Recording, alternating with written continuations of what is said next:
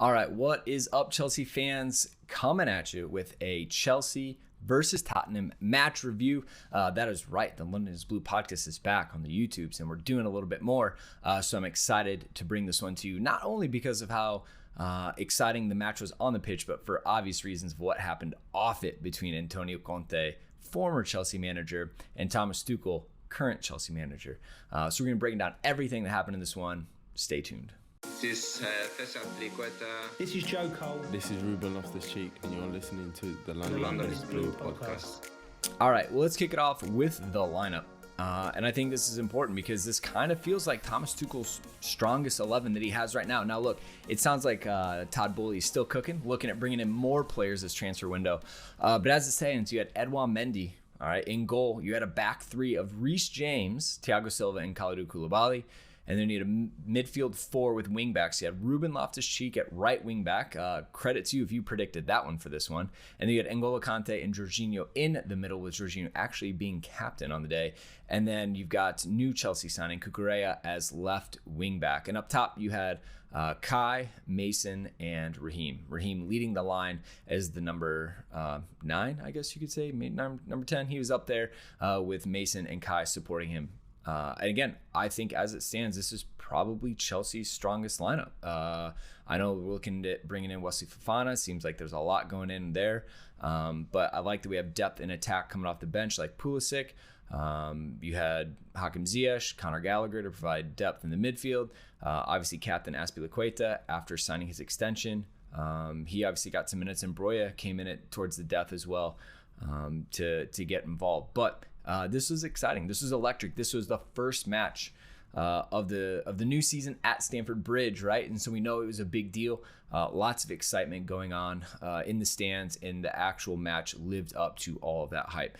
Disappointing result that we drew 2-2 after taking the lead twice, but this was a good performance. Chelsea came out of the gates flying. We put Spurs on the back foot, pressing them all over the pitch. It looked like Reece James was man-marking Heung-min Son, so he was not involved. You had Harry Kane not getting any service, and Kulusevski actually pretty much had to defend more than anything in the first half, so he was taken out of it as well. Obviously got the goal off the corner kick, just as we drew it up, I'm sure, right? 19th minute, Kalidou Koulibaly, while everyone crashes, he sits on the back post, and just the agility to get up there and hit across that ball just missed Raheem and completely had no chance for Lloris, and Chelsea were off and running with a very deserved lead at that point. Like, Chelsea controlling the match, I think about 67% possession at that point. I mean, just dominating Spurs, and that goal was very much well deserved and earned from Thomas Tuchel on his side. Obviously, getting halftime, feeling good. I think that Tuchel probably just told his team more the same, whereas Antonio Conte was trying to make changes, figure out what he was going to do to affect the game. And so Chelsea came out in the second half, immediately started pressing again and looked really sharp. Again, Spurs struggling to build out.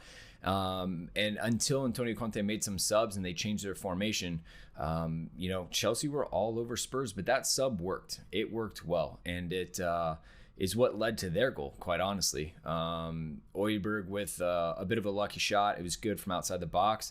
It just went through a crowd of people, somehow didn't take a deflection, and Mendy couldn't see it until late, and he buried it just inside the far post. I mean, it was well-placed shot.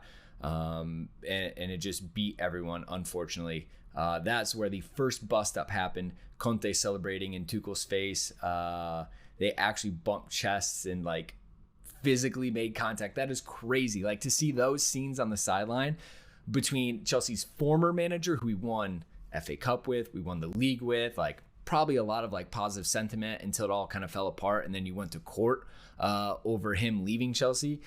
Very bad taste in the mouth, but now he's here as Tottenham's manager. No love for Antonio Conte right now. And then that flashpoint happens, and then it all kicked off at that point. Tuchel and Conte have to be separated. The players get involved. I think you could see the level go up on the pitch after this, right? More tactical fouling, you might say. I know Kai Havertz was getting involved with multiple defenders. Obviously, Romero, the big one with him. And even saw, obviously, Romero and Cucurella towards the end. But more flashpoints, and Anthony Taylor clearly showing that he had no idea how he's going to control these two teams, and it popped off. And to be fair, this is exactly what the Premier League wanted. The Premier League wanted these two teams to pop off, and it did.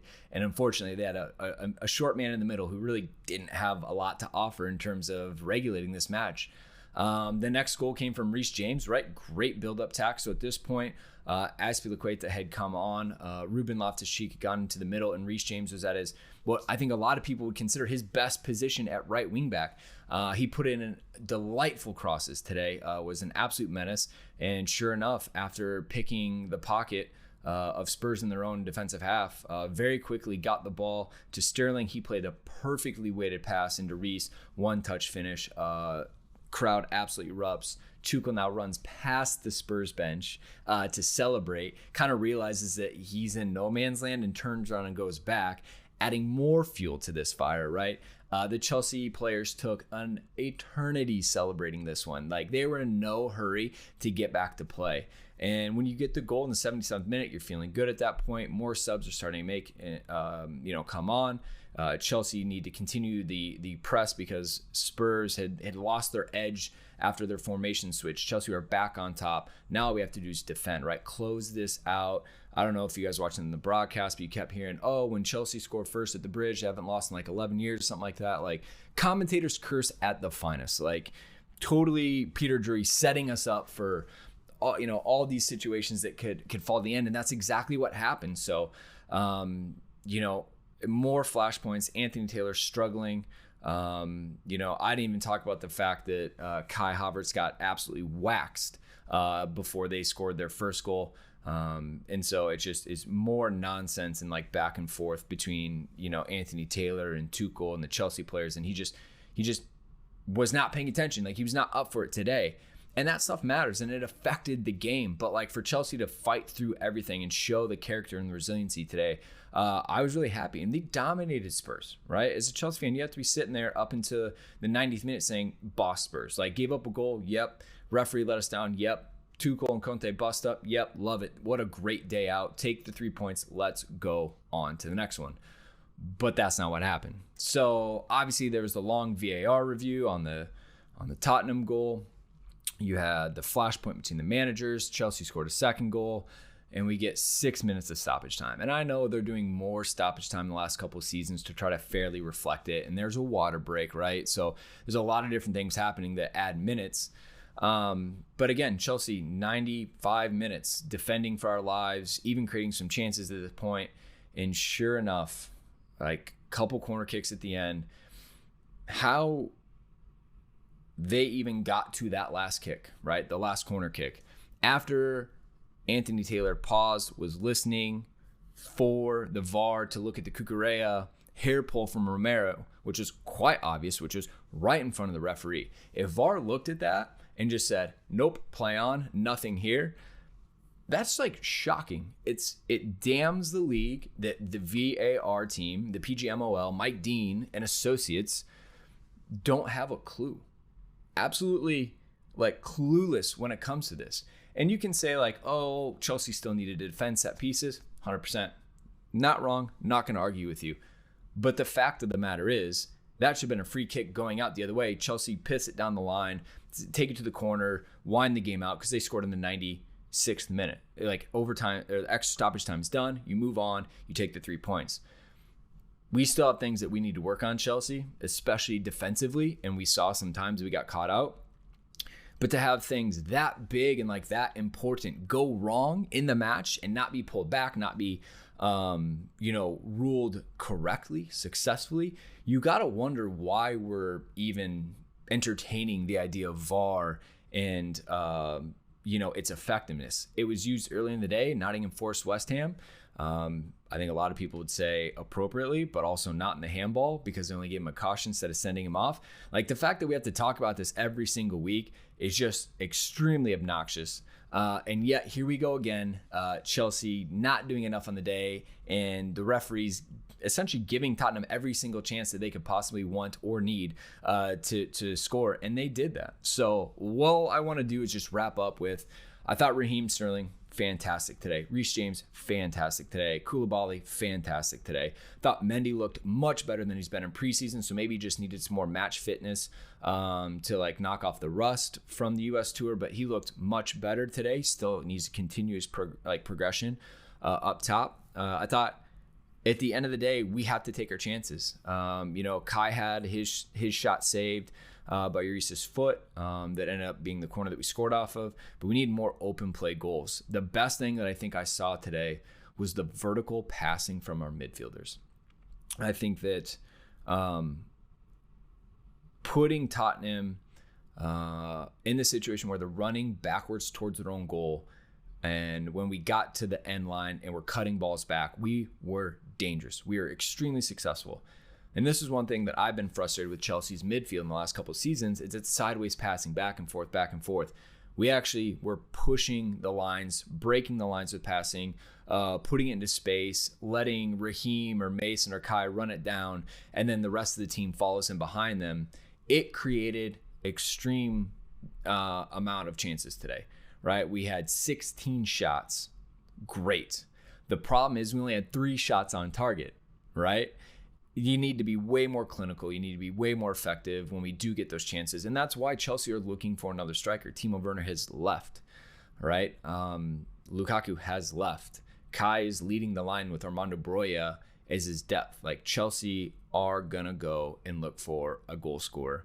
The problem is we need him to be fluid and be able to fit in Tuchel's system, because you can't just be a number 9 that stands up there, waits for the ball to come to you, and then you finish it, i.e. Lukaku. It didn't work. Kai, plays that role more. Now Sterling's doing it because they're much more fluid and active and engaged, especially pressing from the front.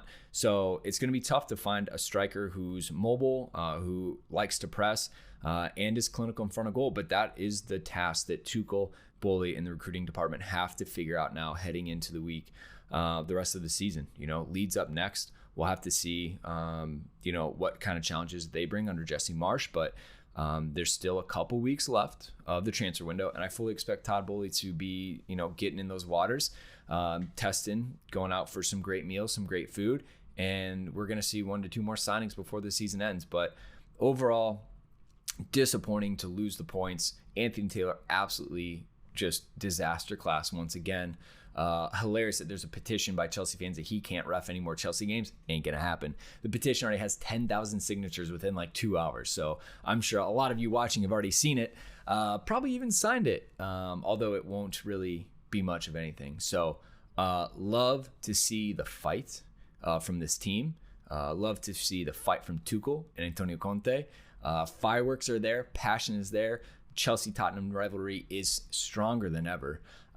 Just disappointing that we didn't get the 3 points today. So again, I think that this version of Chelsea is one of the best versions we've seen. Fluid, pressing, aggressive, and direct. And if we can continue to play in this style with these tactics, I think that this team is going to be set up for a ton of success. The missing piece, obviously, goals. Goals win championships. Man City have no problem doing it. Liverpool usually have no problem doing it, and that's why they're the top 2 teams in the Premier League. So anyways, let us know what you thought in the comments about the result, about the lineup, and about Tuchel versus Conte. Who would you take in a fight? Anyways, that's going to wrap us up. Next one, Leeds.